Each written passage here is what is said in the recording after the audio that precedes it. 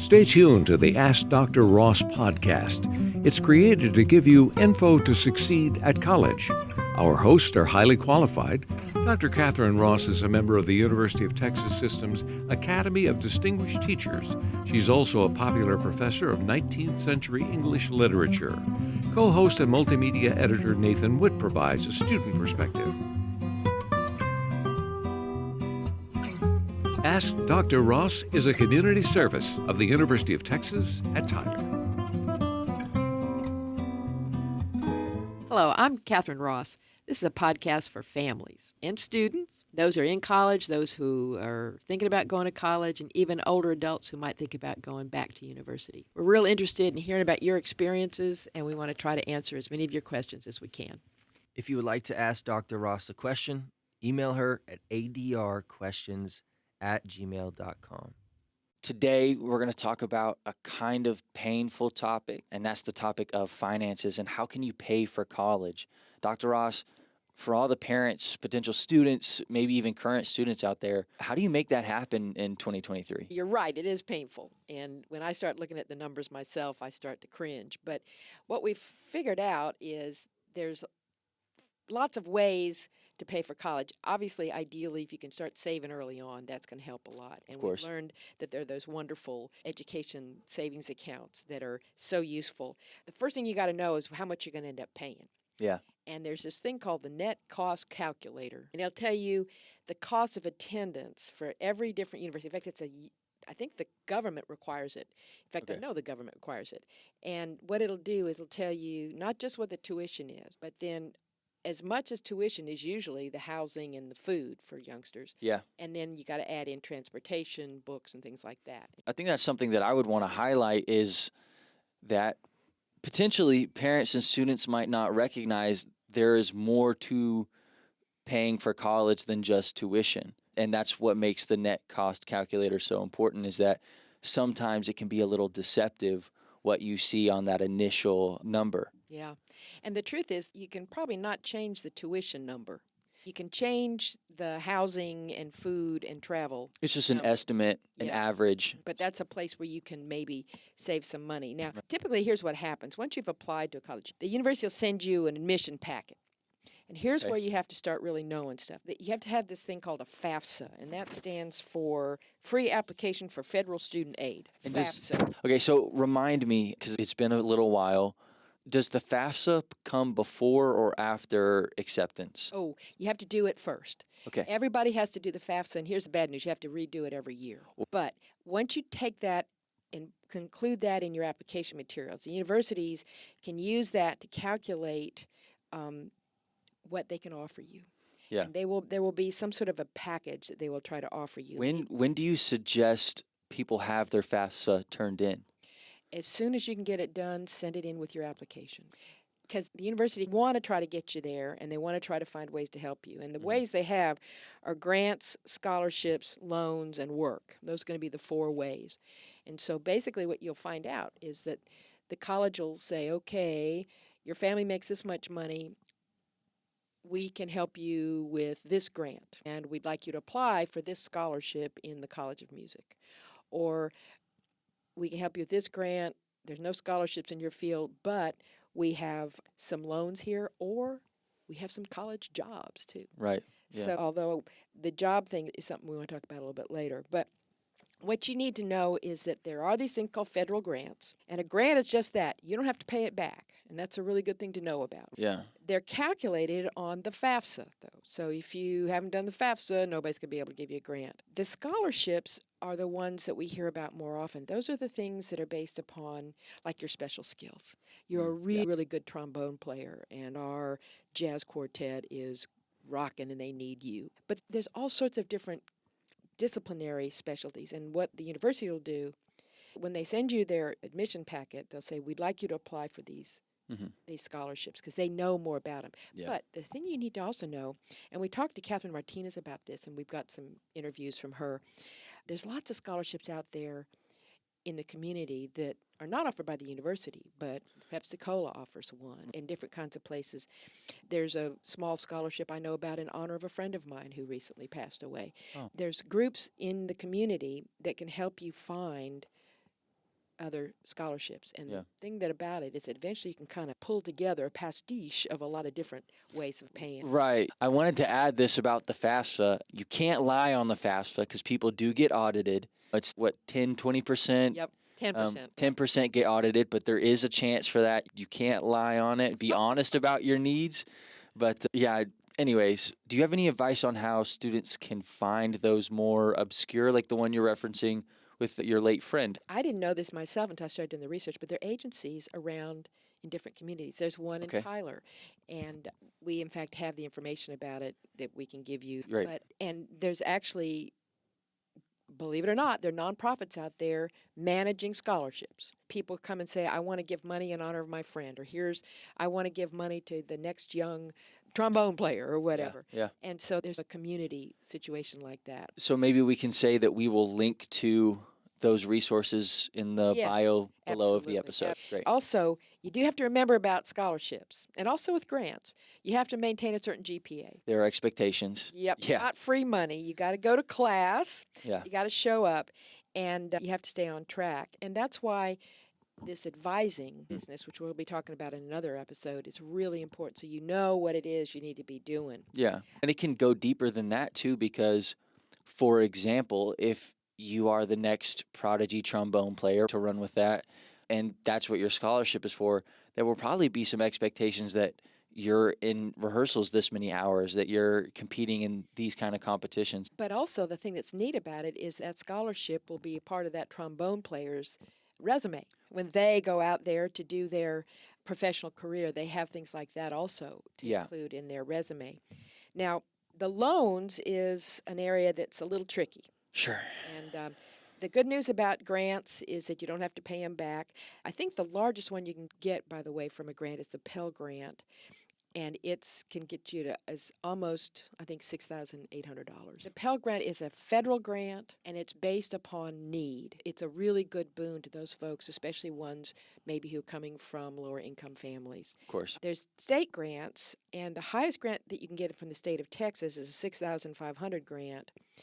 And again, About the same. About the same. A lot of times they're smaller. Yeah. Because they look at the FAFSA too. But just to recap, the grants you don't have to pay back. Now, they're not going to cover the whole deal, because what you're going to find out is that most universities are going to end up being close to $20,000 a year, minimum. That's average? No, there's not an average, because the great private Okay. Average for public would average be... public is between $20,000 and $30,000 a Okay. year. Okay. Yeah. And I know that's a lot, but Yeah. that's actually less than a truck costs these days. And I've seen a lot of Depends on the truck. the trucks that I've seen some of my students driving are pretty fancy. And Sure. But anyway, the community scholarships are available, the college scholarships are available.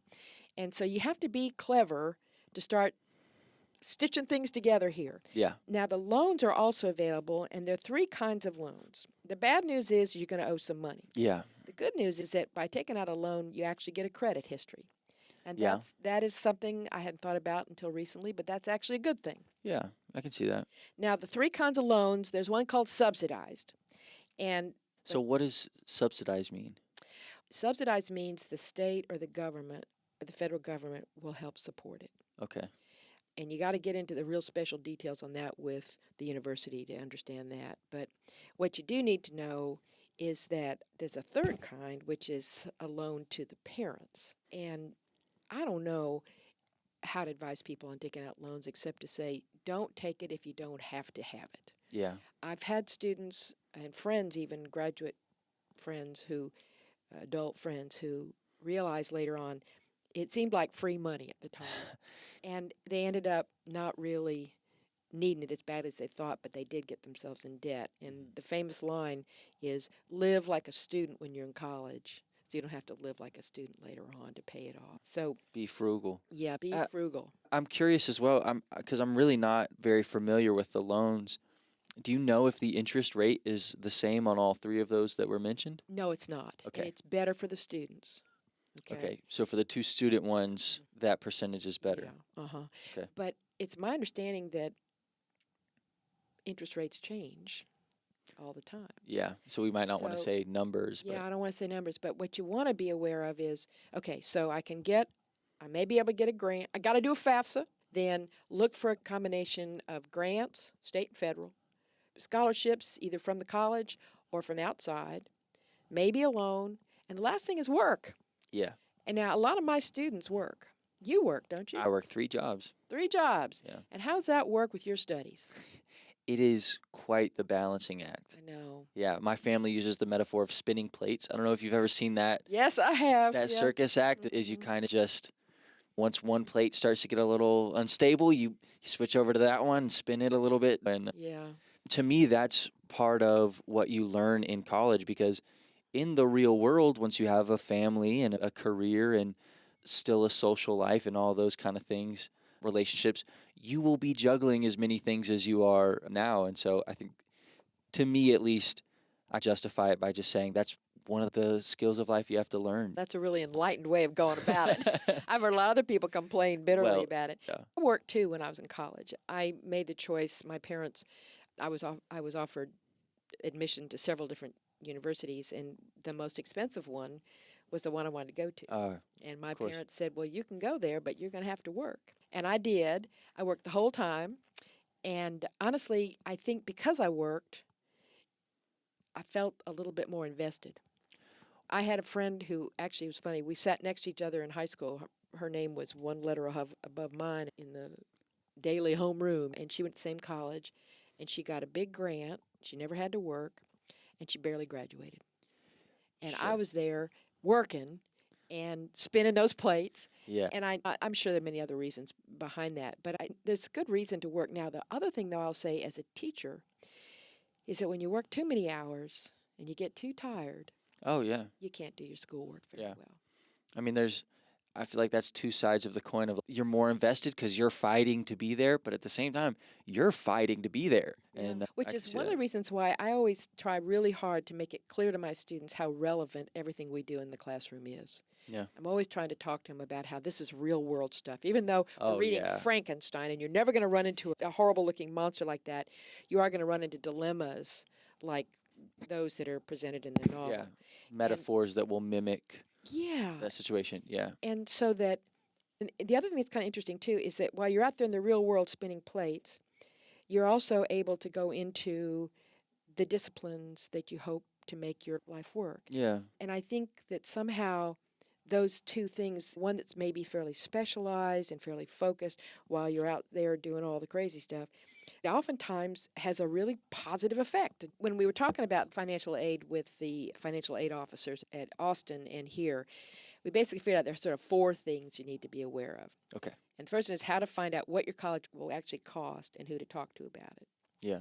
And then the tools you need to know about, starting with the FAFSA, the Free Application for Student Federal Aid, and then being aware that there's these 4 different ways, and you could be planning and thinking about them. But also, there are alternative ways to getting a degree. Yeah. You don't always have to go to a 4-year college. There's some really great things about going to the same college for 4 years. Yeah. There are advantages. But Yeah. And I had the opportunity to do that, sort of. I spent 2 years at my private liberal arts college, and then I got bored and wanted to try something else. I went away to a related school for a year, and by the time that 3rd year was over, I was really happy to go back home. Yeah. But sometimes it's much more to your financial advantage to do something like to go into a community college, Yeah. which is usually about half as much, and then transferring over. The one last thing, though, I do want to remind you is that there are financial aid staff at every campus, and they want you to come to them. They care. Yeah, Yeah. and they're sometimes called Talk to like the one-stop shop, and they call it one-stop because they want to try to have one place where you can get everything that you need to know about hours, enrollment, finances, and stuff together. Yeah. And the one thing I found out recently in interviewing the folks from Austin and UT Tyler from the financial aid offices is they're not too busy for anybody. Yeah. And they very much want to talk with you, and they can explain to you what the interest rate's going to be on this particular loan and what the advantages of these different kinds of ways of going about it. And most importantly, they'll help you make sure that you're taking the right courses so you don't waste any time in the wrong courses. Yeah. Okay? If you're looking for any of the resources that we referenced in today's episode, or you would like to read more about some of the scholarships, grants, loans, different things that we talked about, all of that will be in our description linked below. So go check that out if you'd like to know more. And we'll cite to some of the official numbers for all that kind of stuff. That being said, this has been the Ask Dr. Ross podcast. Thanks for listening. Thanks. Bye-bye.